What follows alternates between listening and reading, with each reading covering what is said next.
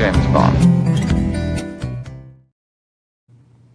Hello, everyone out there, and welcome to another episode of Shakin and Not Stirred, our third episode, where tonight we are going to tackle the third James Bond film, Goldfinger in the series. I am joined with Adam. How you doing, my man? I'm excellent tonight. How are you doing? Doing good. Learning some pronunciations that I've been saying wrong a whole lot of my life, so I'm glad we can learn that together tonight. Mm-hmm. But speaking of jumping right in here, this week we got some big news. They've already got the director for the brand new movie, Mr. Denis Villeneuve. You want to help me on that one? Yeah, Denis Villeneuve. There we go, Denis Villeneuve. But we'll call him Dennis. We'll just call him Dennis. Old Denny. Like we're old friends here. Hey, Denny. But have you personally seen any Mr. Villeneuve's flicks before at the movie theater? Or did I see him in the movie theater? I don't think I saw him in the movie theater. I've seen him, but I don't think I've seen him at the movie theater itself. No Blade Runner 2049? No, I didn't see that. I didn't see any of the Dunes, the theater.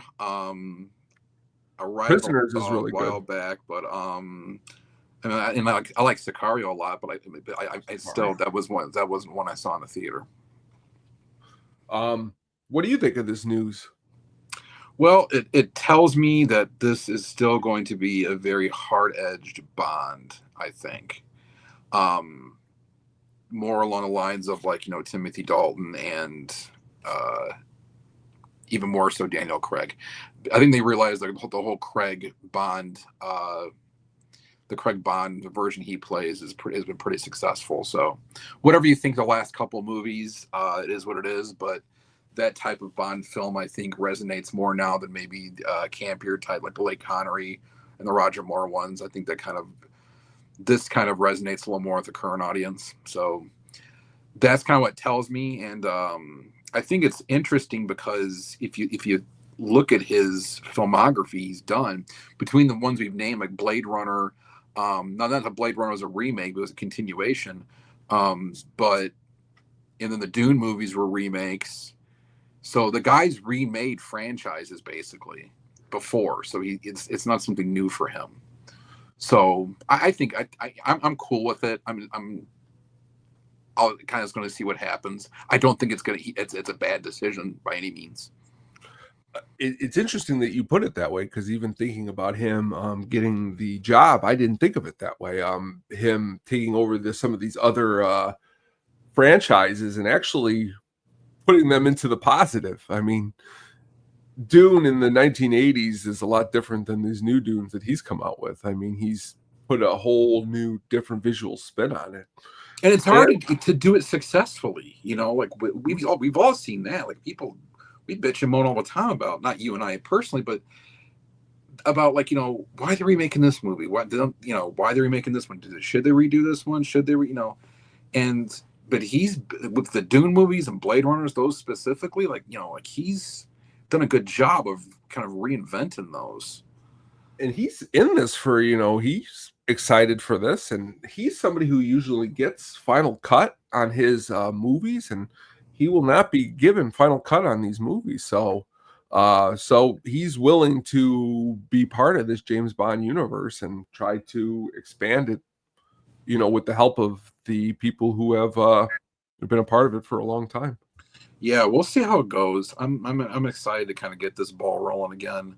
I am going to kind of miss Daniel Craig. I did get attached to that Bond, and I was very skeptical when he was, named Bond at first, because the only thing I remembered him from was Road to Perdition, and he was a skinny blonde dude in that movie. Until I was like, what the hell are you thinking?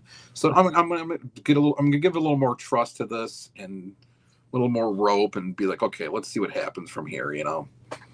Well, then it only means that I think around the corner, they're going to cast the actor who will play the new James Bond. So I'm sure as soon as they do that, we will mention it here. But just very interesting to have a pretty well-known director already in the seat.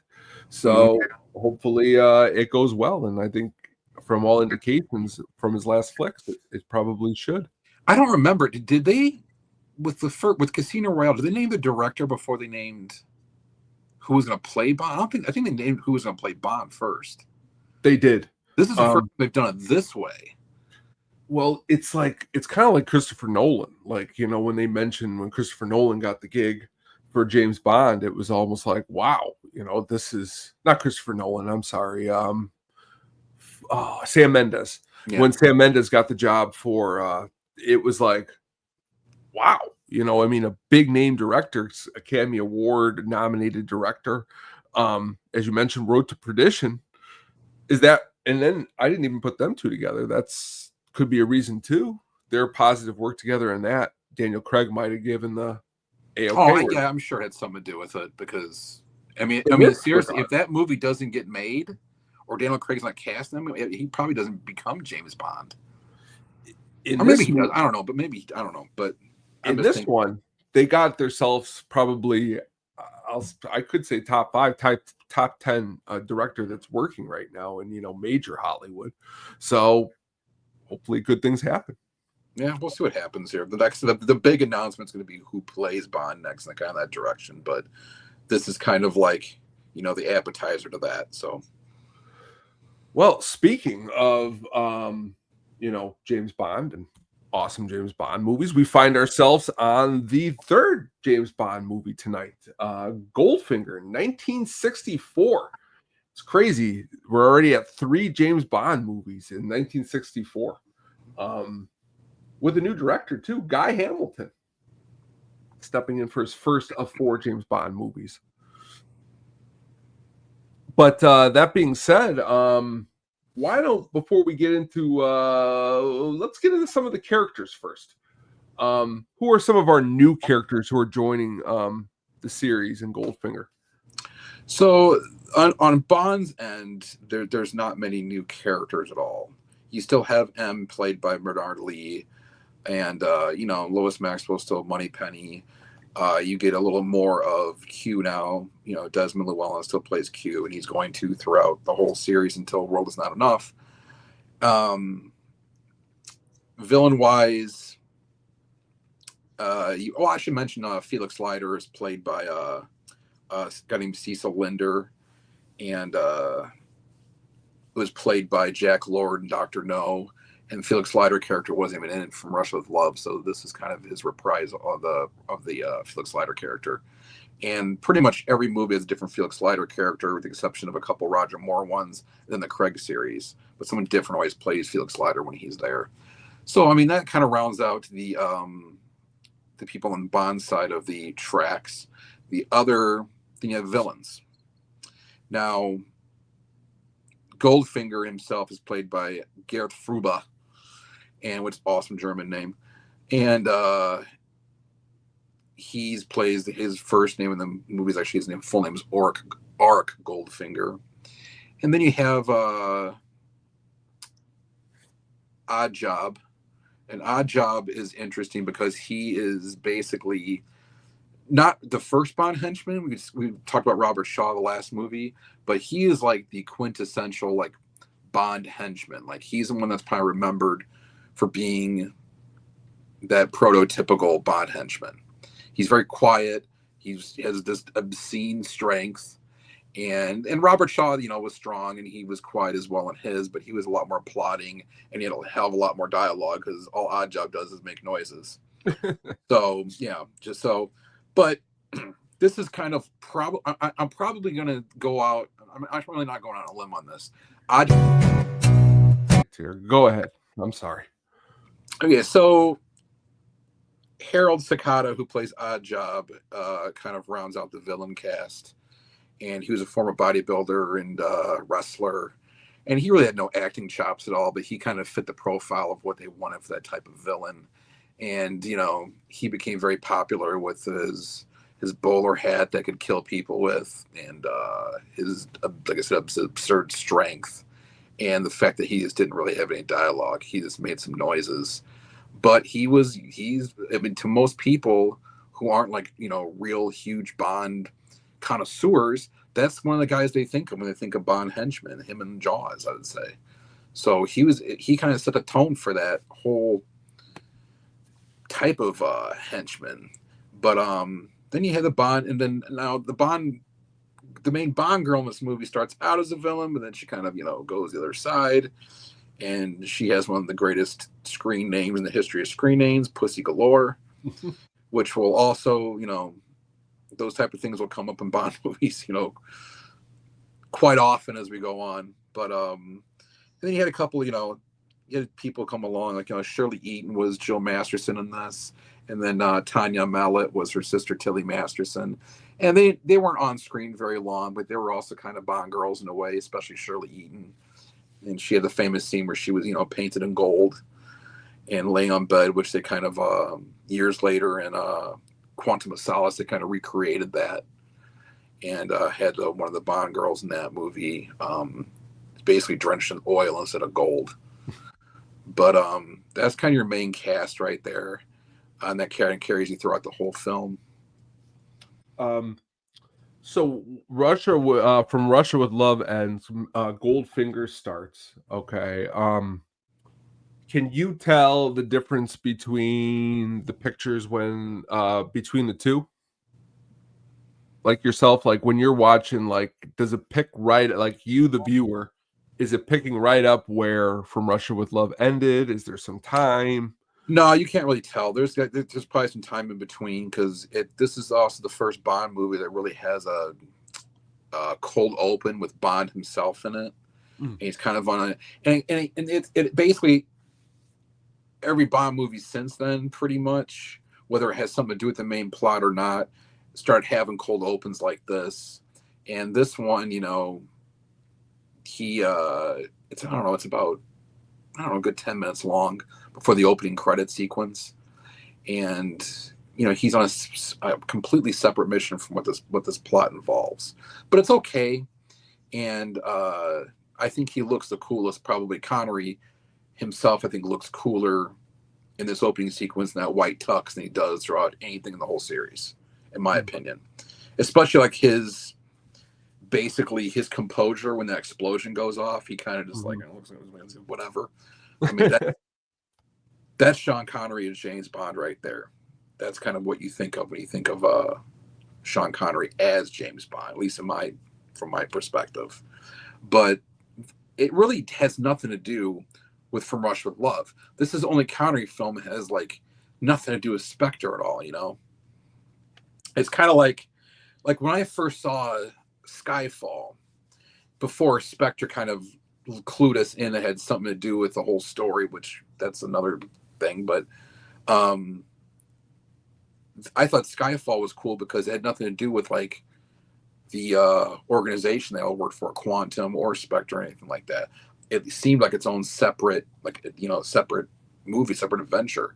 And that's kind of what this is. It kind of takes a break from Spectre, and then once this movie's over and goes into Thunderball, it goes right back into Spectre. But it's kind of funny that when they take a break from that whole thing, this ends up being like probably the most popular James Bond movie ever made. I mean, Yeah, I mean, when I was going in 2001, 2002, buying DVDs, I hadn't really seen too much James Bond besides Pierce Bronson, and I took a chance. I was a fool. I thought this was the first one. That's why I bought it. So I'm like, oh, this is the first one. I'll get it. And then I thought, back when DVDs first came out, I thought it looked awesome. I mean, but I just think it's a real cool movie. But then I learned it wasn't the first one and all of that, but it's definitely got a lot of style. Yeah, it definitely does have a lot of that. And this story, like this is kind of one of those things where you see a lot more of these in Roger Moore films. These individual, not so much world domination plots, but something extreme to that's going to affect the entire world in a way, whether it's financially or it's going to destroy it or something like that. It's kind of the first crazy villainous plot we run into, and but it's pretty compelling though. I mean, it keeps you. It's paced very well, and everything in it is done pretty efficiently. So the runtime in this one, I usually complain about runtimes of films, but like I think the runtime of this one was pretty spot on. So everyone that I thought was should have gotten the screen time they needed really did. And they were like, obviously Pussy Galore had a character arc to her, but and Goldfinger was just a cool villain. The whole story was pretty cool. The locations were good. It's the first time, one of the only times I've ever seen a movie, not just a bomb, but a movie like filmed in Switzerland that doesn't involve snow or skiing. Like you actually just see different things there. And then you go to Kentucky. It's just like such polar opposites of like different places in this movie. So it all worked, and I'm glad they did it. I'm glad they didn't, they didn't feel they had to keep going with the Spectre story. They deviated from it briefly, and then obviously, they went back into it, which worked. Yeah, I mean, again, Sean Connery, awesome in this movie. Adds to the legend in which is James Bond. I mean, to be fair, we wouldn't have probably if James Bond, like he wasn't, if he, let's just say he just stunk, like it wasn't very good, we wouldn't have got all those awesome Roger Moore ones or Daniel Craig. So, uh, Sean Connery laying the law down in these first couple movies, definitely is like a cement to just a series that has lasted this long, don't you think?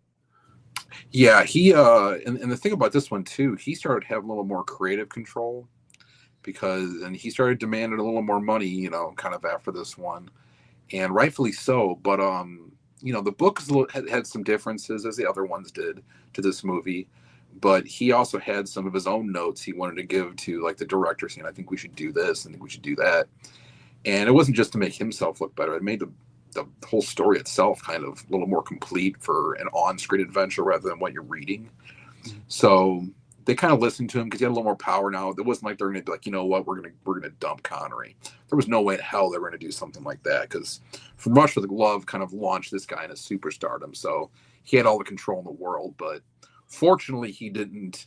It didn't go to his head to the point where he would make all these crazy demands. But the suggestions he made, I think helped the story along, and basically everything he did in this movie, he was just as good as the villains in this film. Like last film, you put him up against Robert Shaw, it's kind of hard to be on the same screen as that guy and compete with him, opposite. But this one's a little bit different.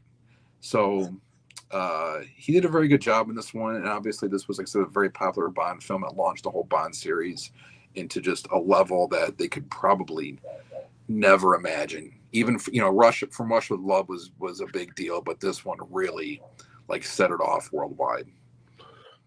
Can you tell the difference in direction styles from Terrence Young to Guy Hamilton, or not really? Uh, Guy Hamilton uses a little more. He uses a lot more wide shots when it comes to his. Like, I'm not sure exactly what the aspect ratio was in this one, but it might have been the same. But like, he uses a lot more wide shots in this. He wanted to show what was around Bond very much more than just in the actual set pieces themselves, rather than just what's in a Bond's immediate area. If you watch Doctor No, they are obsessed with showing the locations and everything like that. Like I think too much. And From Russia with Love, it was a lot more condensed. It was confined. It was almost claustrophobic in a way. Some of the stuff, like the scenes and everything, it worked fine for that film. Don't get me wrong, but like this movie was a kind of good mixture of it. So you had locations like it's like in Kentucky. So you had the like the ranch location that Goldfinger was at. You had his warehouse where Bond got caught. You have in the you have him in the sky in a plane, pretty much the first time ever in a Bond movie. You have him all sorts of different places, that like in Switzerland. When you drive around Switzerland, he gets out like the shot you just had of him in the car. They want to make sure you get a nice shot of that backdrop there, but it doesn't take anything away from what you're looking at. The Aston Martin and Bond himself, those were right in the forefront. So you can tell like it's a little bit different, but not a lot, because I don't think the studio. I don't think Broccoli and Saltzman wanted a lot of deviation from what Terrence Young was doing, because it worked so well. But Guy Hamilton did fine what they do. He did well enough to where they brought him back for other ones, and the other ones they brought him back for, I mean, they weren't maybe the best in the world, but enough to keep him coming back, and people were happy. So let's move on to the music. The music in this movie is solid. The Goldfinger soundtrack, John Barry was composed. The composer for the film. You had Shirley Bassey singing the lead track. And it went all the way to #1 on the Billboard charts in 1965, which was really cool because the music in all of these movies are, to a lot of people, just as memorable as the movie itself. What do you think about the movie and Goldfinger, the music in Goldfinger? Well, the music in Goldfinger, like it's kind of, From Rush with Love, it did have a theme to it. You didn't hear it very much, like when in terms of, I guess you do throughout the movie a little bit. I shouldn't say that, but this is the one that people like really start to remember. Because if you ask Bond fans, like, "Hey, what do you remember the theme of Doctor No?" Well, there really was no theme of Doctor No, But do you remember the theme from Rush with Love? It's kind of like, yeah, I kind of remember. I don't know who made it or really who sang it, but Goldfinger, you remember that. You remember lyrics to it. You remember the opening sequence. Shirley Bassey just wails on that whole theme. And she does so well. I mean, they brought her back to do the theme for Diamonds Are Forever too. So she's the only one that I know of that, I'm pretty sure the only one that did 2 Bond themes. Actually, I'm positive she's the only one that did 2 Bond themes. So, but yeah, the music in this one is pretty cool. It doesn't, it takes the back seat to the rest of what's going on, but it's definitely, it probably, I don't know if there's a more memorable Bond theme than this one. There might be to me personally, but I don't know if there's another Bond theme that like you're running the mill. Hey, I watch Bond movies every now and then when they're on. They're gonna remember this one over other ones. Well, it's a good one to definitely. It's a high peak to start because that's why they keep doing them for each movie. You're trying to get to that same high peak that you did in Goldfinger. But as you stated, it's not an easy feat to, I got ones that I enjoy more, but it doesn't mean that it's better. You know what I mean? No, like I said, there's themes that I do like more, but it's definitely not as memorable. No. Yeah, people are going to remember this one, over other ones. And Shirley Bassey's got a lot to do with that. I mean, the music itself is all about Goldfinger himself, And if you read the lyrics, they're kind of funny. But yeah, the way she just performs that, she just performs the shit out of that thing, and that really gets you really rolling into the film. So, well, I mean, it's again, the music puts together lots of good movies, and this one is no exception. Now let us really quickly here. Let's go to we talk about you going to the museum where you got to see some of these things from the movie, these artifacts. Yeah, cool. So this is the Aston Martin he drove in that movie, and they brought this back for one of the Craig films as well. I don't know if this is the exact one, but supposedly this is the one he drove in the prop they used in Goldfinger. And this was like probably Q's first huge gadget, even though it's a car itself, but the ejector seat and all that stuff that shot out oil and all sorts of different things you saw it do in that car chase sequence before he went to the warehouse with when he was with Tilly Masterson. But yeah, that was pretty cool to see that actually in person and realize how small that car actually is when you get up close to it. It is not a big car. So it's hard to fit, a couple people in there. And if you notice, like in that car too, that the steering wheel, just like, it's legit. The steering wheel is like on the right side, like they drive, like, in England and Europe and such. Just really cool. Again, that you saw this stuff. I mean, for me, just looking at the picture, I'm like looking back at one of the earlier ones I showed a little while ago with him standing next to it, and you're saying, is that the same Is that the same one? I mean, just to be able to see that, I thought that was really cool that you saw that. And then this was another piece that you saw. Yeah, this is a much smaller piece, but it's a little transponder he stuck in his shoe that you see in the film. And but you know what though? That's just a little. I don't even know what that's even made of, but like that's a coolest like tiny little prop that I'm glad they kind of like put on display. There's a bunch of them, and we'll see a bunch of them throughout this whole thing we do. But um, those are the two from Goldfinger specifically that I saw. I was kind of hoping for a little, a couple more things, but like, either way, they're cool little props, and it was a great exhibit. And if it, I don't know if that exhibit travels or goes anywhere else besides like the Museum of Science and History in Chicago, but if it does, I would recommend anyone just go see it. It's pretty, it's an affordable thing to do, and it's cool as hell if you're a Bond fan. Do you know, is it still there right now? No, I don't believe so. I think it was only there. Was there for just a little For limited like a month or a couple months or something like that. What I was going to say is do you know who is the owner of all this stuff? Like, where do they keep this stuff? Do you know? Is it like the broccoli family? Like, do they own, like, who? No, I mean, I imagine the studio owns some of this stuff. Pretty cool. I'm thinking probably United Artists did.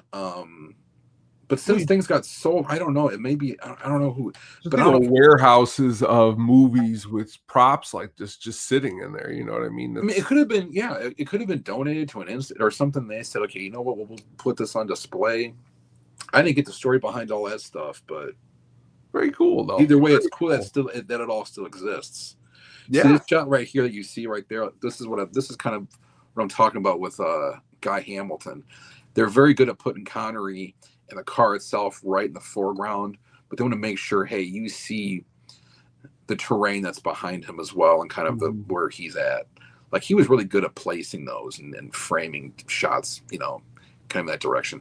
I think it as it went on, it was a little more difficult. Like, it was never as good as this again for Guy Hamilton, but for this one, you got to give him, all the credit in the world for the way he shot this.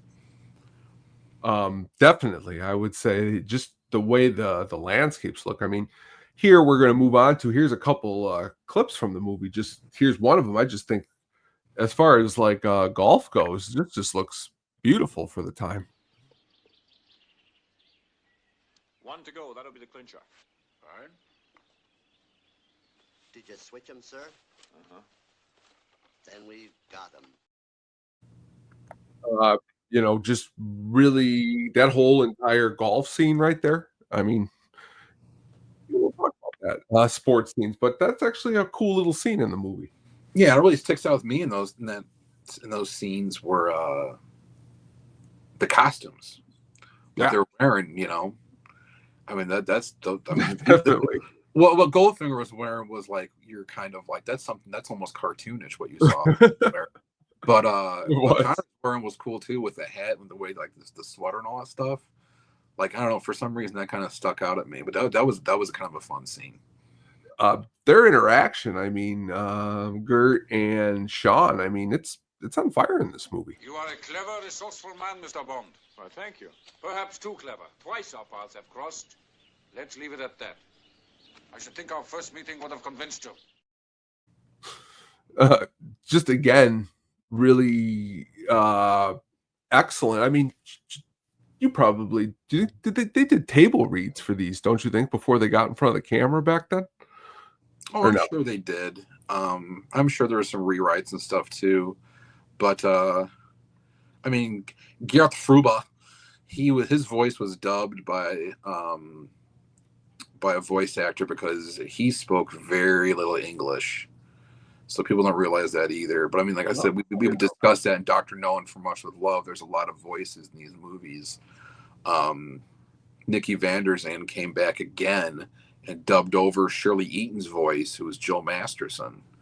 So I mean, you got a girl like, basically doing this for a 3 Bond movie.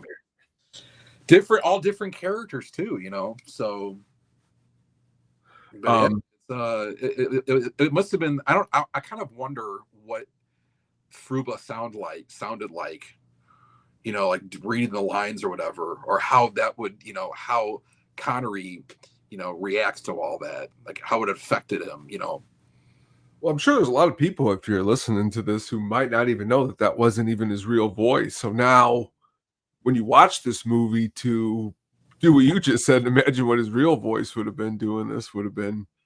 I'm going to try to find some actual footage of him actually talking to try to see if I could match it up. That would be. He's been in other films, but I'm not sure exactly. Oh, some of them were dubbed as well because they're American. Okay. He didn't know very much, so it's like watching a spaghetti western basically with him. This final scene I'm going to play you here, again, same exact type of aura that is created in this movie. I think you've made your point, Goldfinger. Thank you for the demonstration. Choose your next witnesses. Again, you know what I mean? Like a lot of that's what's great about Connery and the bad guys in these movies is their banter back and forth when they finally get in the room together. Connery and Shaw, Connery and Fro, they do a very good job. Yeah, even the first movie with him and Joseph Wiseman when he was talking Dr. No. I mean, those conversations were fantastic. Those interactions, period. But and if I'm not mistaken, that laser right there is the first time a laser was even used in a movie. So that was kind of cool. They added something like that in as a special effect. But yeah, I just wonder how, like I said, it affected Connery, knowing that, like, he's listened to. He may be listening to gibberish or who knows what he was saying for real. And it looks like he was mouthing it okay, but like, I'm curious of what he really sounded like. But yeah, let us come to our final section of our Goldfinger breakdown, and that is some trivia, little facts, little tidbits. What do you got? What do you got to start with? So one's kind of a controversial one that people bring up now. I mean, it's easier to bring up now than it was then. Pussy Galore, which obviously just her name period, back then was kind of pushing the bill. But her character was also, like in the book, I guess, was also supposed to be a lesbian as well. And they kind of like hinted at that during the movie, but then they kind of like, Bond still overcame that whole thing. Like her whole thing with I'm immune to charm and all that stuff was kind of written in there instead of saying that she was not into men at all. They kind of added that in instead.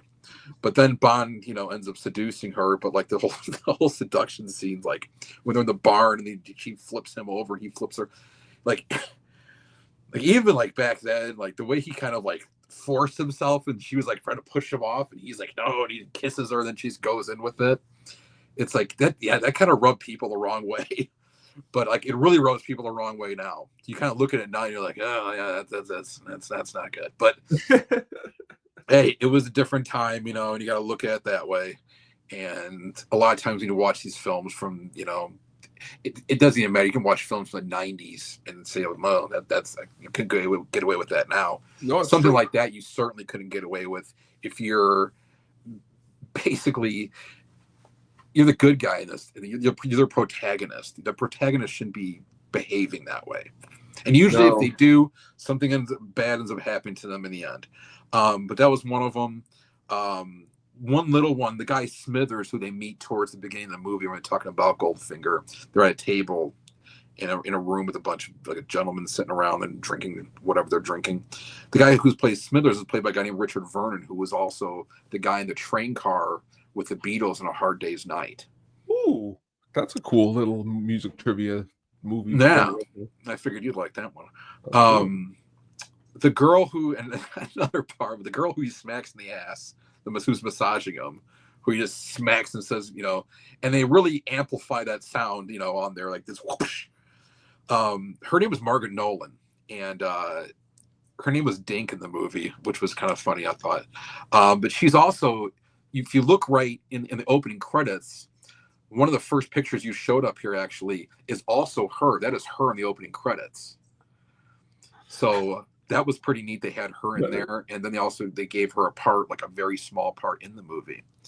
And speaking of the opening credits, Shirley Bassey, what she did, she sang that song to the opening credits, because the opening credits were weird because the opening credits showed like the progression of the film itself, like scenes from it, and she watched it and was supposed to time out how long it took that basically the credit or the opening credit sequence to end for her, how long to sing that song. So she got like a little bit ahead of it. So that's why she holds that last note out so long that she almost passed out.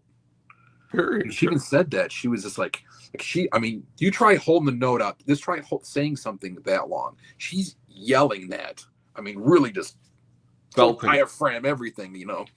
And she almost passed out because of it. A gentleman named Martin Benson. He plays Solo in this movie. The guy who gets crushed in the car, one of the gangsters. He was also a regular for a handful of years in the show The Saint, which happened to star Roger Moore. And the next news spot, I thought that was a kind of a neat little thing. Cecil Linder, who is Felix Leiter in this movie, was a doctor in the Kubrick version of Lolita. Oh. And I was trying to, it's racking my brain. I was like, dude, where did I see this guy before when I saw Lolita? And then it dawned on me finally, I'm like, oh, I saw him in Goldfinger. Because I saw Goldfinger well before I saw Lolita. And probably rightfully so. But he was actually, he was Jewish. He escaped Poland just before the Holocaust. So crazy. That's cool. He escaped and kind of, you know, became an actor and had a pretty successful career, which brings me to my last little tidbit. It's a pretty big one. Is Mr. Gert Fruba was actually a member of the Nazi Party. Really? For about 3 years before the war started. It was like from 1934 to 1937. And he was part of the Nazi Party. He ended up fighting in the German army as well during the war. I think he got drafted in it. He didn't like volunteering. He got drafted in because he did leave the party in 1937. They never really said why he left. But it came out later on that he actually helped Jews hide and help them escape actually during the Holocaust. So it's kind of a weird double-edged thing. That's like he's part of the party, but then he helps someone get out of it. So once it came out that he was in the Nazi Party, Israel banned his movies for a while, including Goldfinger, for a while, until it came out that he actually helped Jewish people escape. And then I guess, like, you know, they kind of like, okay, we'll play it or whatever. So ever since then, he's, you know, it hasn't been so controversial. But I thought that was kind of an interesting thing that him and Felix Leiter were kind of linked in that way. One was kind of, you know, on one side of the Holocaust, even though he did help Jewish people get out. And then one was on the other side because he escaped before it all happened. But like those guys' involvements in World War II, however it was, like I said, Fruba was a Nazi. It's weird to say that even. Before the war, he got out a couple years before it started. And Cecil Linder got out of there before it got bad. Otherwise, he may have been put in a camp. He may have been killed. Who knows? He may have never gotten out. That's insane. Well, you talk about it all. I talk about it all the time. I mean, you think about, as you just said, he escaped and got to make movies. All the people who didn't get to escape, if they did get to escape, what movies would they have made if they were, you know what I mean? You can go deep on this stuff. And as you said, you know, I mean, that whole area when it all started, how Hitler became, you know, I mean, Gert lived there, you know what I mean? And that's why he got out, because he realized it was a con. And that's good for Gert, you know what I mean? It's strange because he, you know, Hitler, and not to get in the whole history lesson here, that's what we're doing, but like, obviously there was anti-Semitism in the late 1920s when he started, you know, talking at, you know, doing like the beer hall push before that, everything. Yeah. So Gert, like Fruba had to have known that, had to kind of either share the views or what. But then it got to a point where, like, you know, he saw kind of where it was going and got out of it because maybe it was just getting too much for him.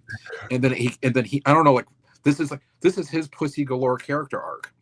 Yeah. He ends up saving lives instead of, condemning them. So when I was reading about that, I was like, damn, dude, all these years I never knew anything like that was going on. And Fruba, he started, some American films later on, not a ton, but he died kind of young.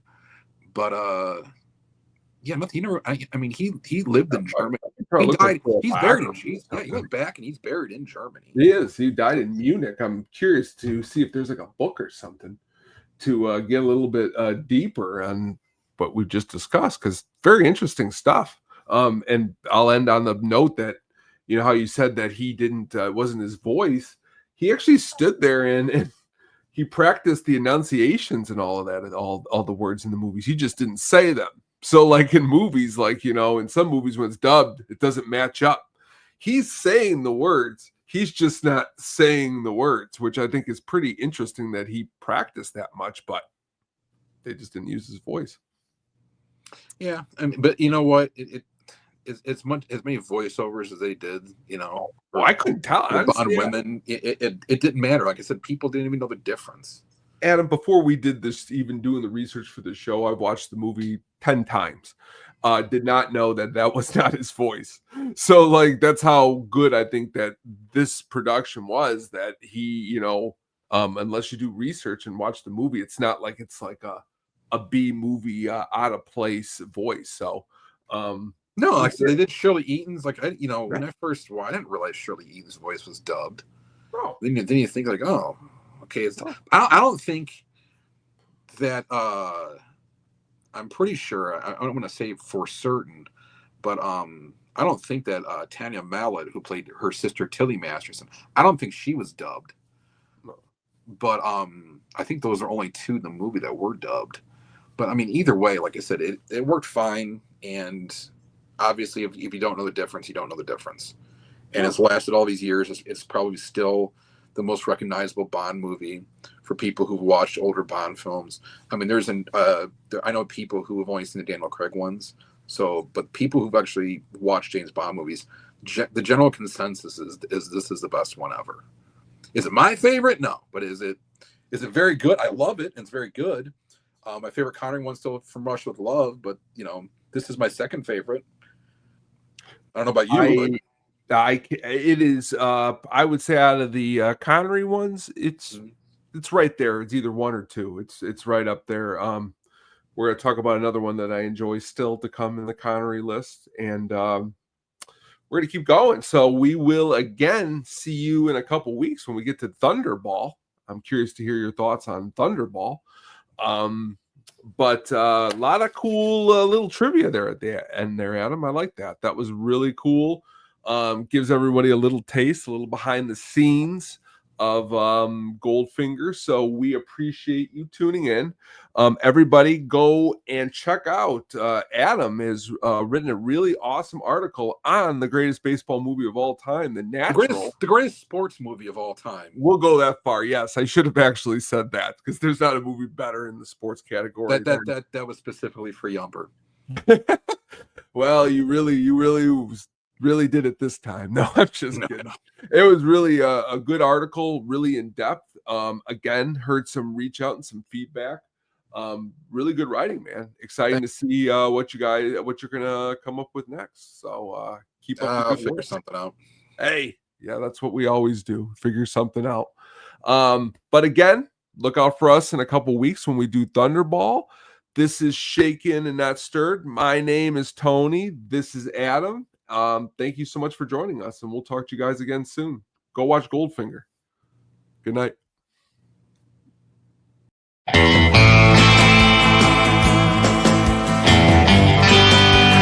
Bond. James Bond.